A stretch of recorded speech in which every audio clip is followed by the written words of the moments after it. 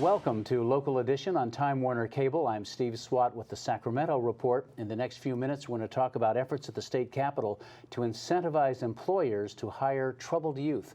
My guest this segment is Senator Ben Hueso from San Diego. Thanks for being with us. No, it's my pleasure to be here. Thank you. So first of all, who are we talking, when you say troubled youth, who are we talking about?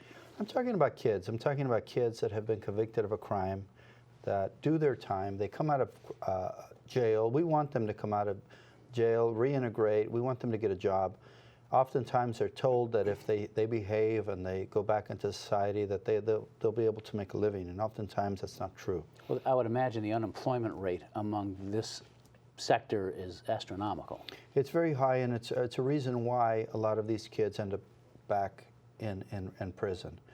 We don't want to send kids to prison. We want to send them to school. We want to make them constructive members of our society. We want them to get good paying jobs, and we want them to provide for themselves so they don't have to resort to illicit means to make a living. So you have legislation, hasn't been heard in any committee yet, that would provide a tax credit for employers to hire some of these kids. Yes, right. SB 1216 would do just that. It would give an incentive for employers to hire these kids, and the idea is that it will give them a job history for 3 years under this program, and eventually they could build a portfolio, build experience, and manage on their own in the future, and hopefully that it'll give them, push people into careers. So first of all, these kids have to obviously do their time and sort of rehabilitate and go through some other processes, right? Yeah, oftentimes people do the time in prison, come out, and they have this stigma follows them for the rest of their life, that they're an ex-felon and nobody wants to hire felons. So we need to do something for that population. We need to get the business community to step up and hire them, but we also understand that should they have another person that's not a felon, they'd rather hire that person.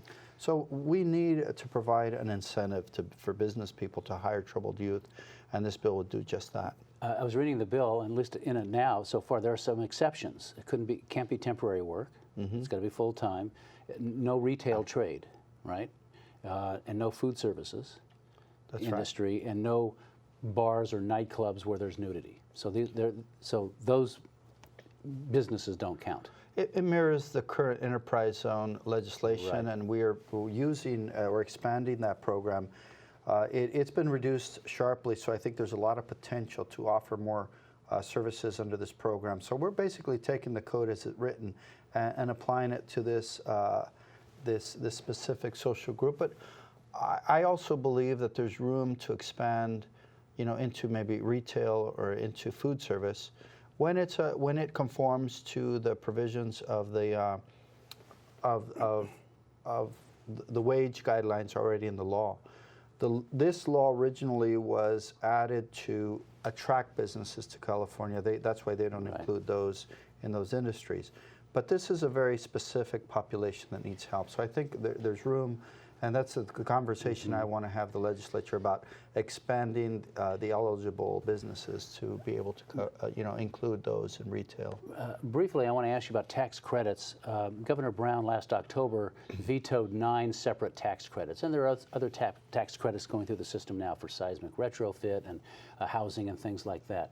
Are you going to get the governor to relent on this issue because he's worried about poking a hole in the budget? But the governor has also signed legislation that's going to reduce recidivism in the state.